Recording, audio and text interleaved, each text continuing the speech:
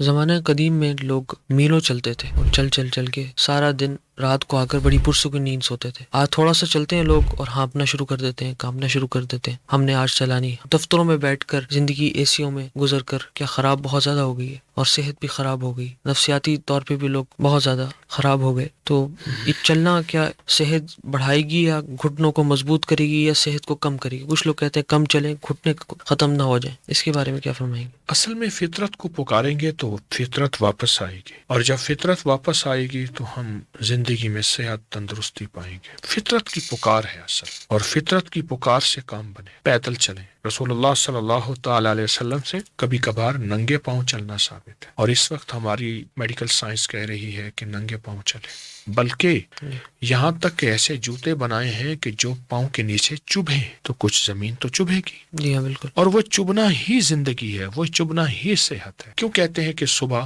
اوس پہ چلے، گھاس پہ چلے، تو گھاس کے تنکے بھی چبھیں گے، تو یہ چبنا صحت ہے، یہ چلنا صحت ہے۔